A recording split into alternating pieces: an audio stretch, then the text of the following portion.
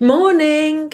I'm Laura Lloyd, food psychology coach, and last year was a big, interesting year for me because I set out with the question, is it possible to bring about a lifestyle approach to weight loss? Is it possible to bring about weight loss without dieting? And the reason I've been wondering this is because I've been working with people over the last 6 years, mainly around binge eating, because I was a binge eater in my teens, but also a kind of lifelong overeater. Like I would always eat until I was full, not satisfied, full.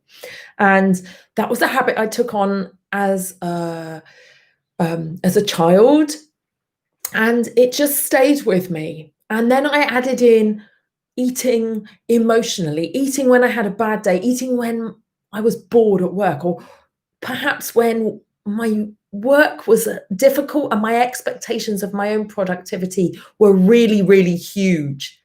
All of these little habits have led me to explore over the years, how can I change my habits? And especially, how can I change my habits of thinking to gain authority over my eating, to gain calm, kind control over my eating, so that I'm not trying to manage it, like micromanage it, but I'm trying to outsmart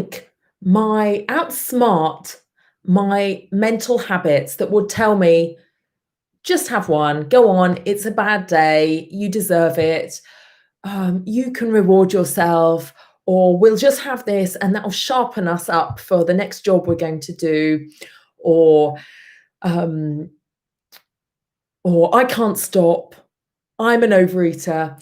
Lots and lots of thoughts that make eating kind of like grease the way to extra eating when you're not hungry, extra eating when you're already full. And all of that is what makes diets not work for people. So last year, I tried I'm my own best guinea pig, right, guys? I never ask you to do things that I wouldn't ask to try out on myself and that I have found to work.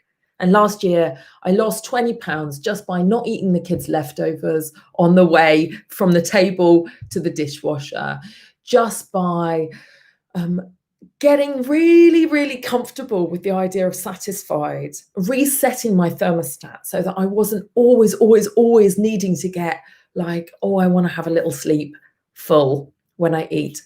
And lots and lots and lots of other, what I would call micro habits, little ways of that you eat. And I'm talking about how you eat and how you show up as an eater, not what you eat, not what's on your plate, not trying to micromanage what's on your plate, how many carbs, how many fats, how many sugars, how many treats, all of that stuff. Not worrying about what's on your plate as much as what's in your brain.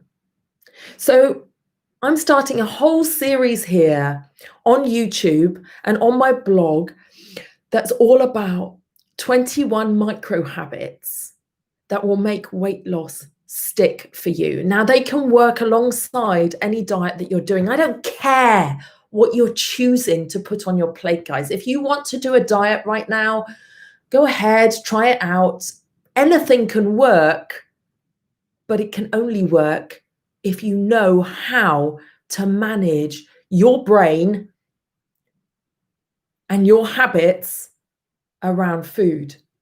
And if you learn to manage your brain and your behavior around food, you will end overeating for life, and you will make weight loss happen for yourself in a way which is sustainable, because after the weight loss has happened, you won't be left going back to all your old habits that cause you to gain weight.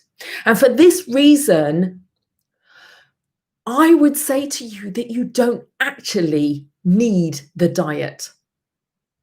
You don't actually need to go on a diet to lose weight. But I'm not going to get involved with whether or not you are ready to relinquish your diet right now. All I'm going to say to you is take on these habits, and you will find that your need to do the diet either falls away, or that you feel more relaxed about that food element of what's on your plate. I'm going to work with you to change your thoughts and your behavior around food. And we can make weight loss stick for you so that you don't lose it, regain it, lose it, regain it. It's not this cycle all the time. It's about creating habits that can stay with you for the rest of your life. I want you to only do the things that you want to do for the rest of your life. I don't want you to take on things now that you can't keep up. I'm going to do Joe Wicks every day. Love Joe Wicks. But if it's not sustainable, don't do it. I'm only going to eat sugar on my birthday. If you don't want to be doing that for the rest of your life, don't do it. Let's do the things that you can do every day comfortably, that you want to do willingly. And as you start to do this, your working with your food psychology is going to be fun. You're going to love it. It's going to feel empowering, and you're going to find, whoa, in a couple of months of doing this, my weight is responding, and I might not even believe what's happening to me. So you can go onto my blog, www.lauraloyd.co, and there are blog posts there, and there's also a free training there where you can watch the whole of my online 21 micro habits video training that you can get absolutely free by signing up for that and joining my community. So take care, all the best, and see you in the first of my micro habits, which is coming up next.